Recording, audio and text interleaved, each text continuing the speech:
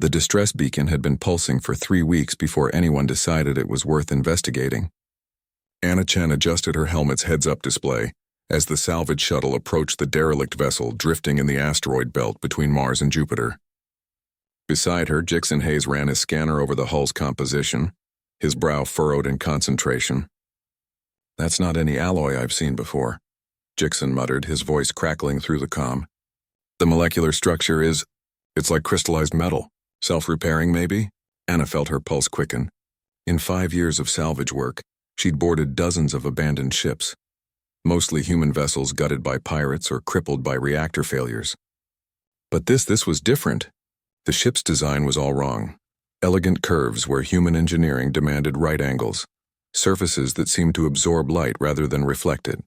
"We're going in," Anna decided, maneuvering the shuttle toward what appeared to be an airlock.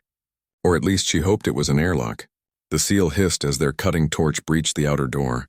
Anna went first, meg boots clanking against the deck plating. Her helmet lamp cut through the darkness, revealing a corridor that stretched impossibly far for a ship this size. The walls were lined with what looked like veins, pulsing faintly with bioluminescent light. "Anna, these readings don't make sense," Jixon called from behind her. "There's oxygen in here. Not recycled air, fresh oxygen. And the temperature is 22 degrees Celsius. The ship's been dead for weeks, but life support is still running." They moved deeper into the vessel, their lights dancing across alien architecture. Every surface was smooth, organic, as if the ship had been grown rather than built. Strange symbols covered the walls, shifting and rearranging themselves as Anna watched. Then she saw them, the bodies. 3 beings lay scattered across what appeared to be a bridge or command center.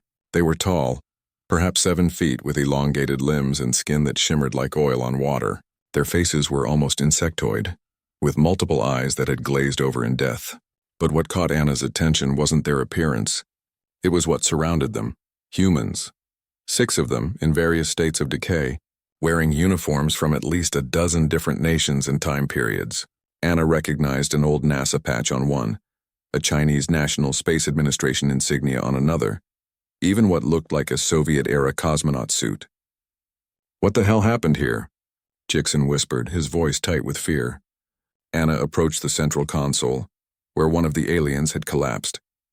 Its long fingers were still wrapped around a crystalline data node. She carefully pried it free, and the moment she touched it, the ship came alive. Holographic displays erupted around them, showing star charts, biological data, and something that made Anna's blood run cold. Earth. Hundreds of images of Earth taken from orbit over the past century. The aliens had been watching humanity for a very long time. "They were scientists," Anna said, piecing it together. "Look at this. They've been studying us." Jixon moved to another console, his hands trembling as he accessed the data. "Anna, you need to see this." They weren't just watching. They were testing us. The hologram shifted, showing humans in various scenarios. A cosmonaut repairing a station during a solar flare, refusing to abandon his crewmates.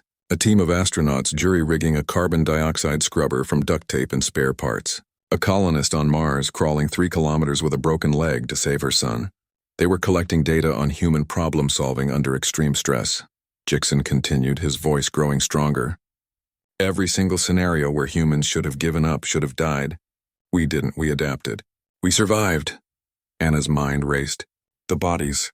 The humans here, they were abducted subjects. More like volunteers who didn't know what they were volunteering for, Jixon said grimly. He pulled up another file. The aliens, they're called the HFY. Their empire spans 40 systems, and they've cataloged over 200 sentient species. But humans, we're different. Anna watched as the data unfolded before her. The HFY were dying. Their biology, perfected over millions of years of evolution, had made them fragile. They couldn't adapt to environmental changes, couldn't survive outside carefully controlled conditions. They'd been searching the galaxy for a species that possessed what they called the chaos factor, the ability to thrive in unpredictability. And they'd found humanity. This was a research vessel, Anna breathed. They were bringing their findings back to their homeworld.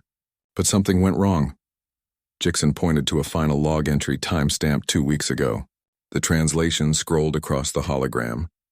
Containment breach in biological research bay. Human subject 4 to 7 has escaped quarantine. Subject displayed unexpected resistance to sedation. All crew members infected with unknown pathogen originating from human gut bacteria. We have failed to account for human symbiotic microorganisms. System failure imminent. We were wrong. Humanity cannot be controlled. They cannot be predicted. They are chaos incarnate, and chaos always finds a way. Anna felt a chill run down her spine. One of the human subjects killed them accidentally. Not killed, Jixon corrected, examining the biological data. The human bacteria just overwhelmed their immune systems. We're walking ecosystems, Anna. We carry thousands of species of microorganisms that have evolved alongside us for millions of years. The HFY, living in their sterile environments, never stood a chance. Anna looked at the alien bodies, then at the human remains scattered throughout the ship. They came looking for the secret to survival, and they found it. They just didn't survive the discovery. Jixon began downloading the HFY database. This is going to change everything. Their technology, their star charts, their research on all those other species. And the knowledge that we're not just survivors, Anna added quietly. We're the survivors. In a universe of species that evolved for stability, we evolved for chaos. That's what makes us dangerous. That's what makes us human. As they made their way back to the shuttle, Anna took one last look at the alien vessel. It would be studied, dissected, and reverse-engineered. Humanity would learn from it, adapt it, and ultimately surpass it. Because that's what humans did best. They survived. They adapted. They conquered. And somewhere in the vast darkness of space, the rest of the galaxy would soon learn what the HFY had discovered too late. Humanity wasn't just another species among many. They were the variable that couldn't be controlled, the chaos that couldn't be contained. They were inevitable.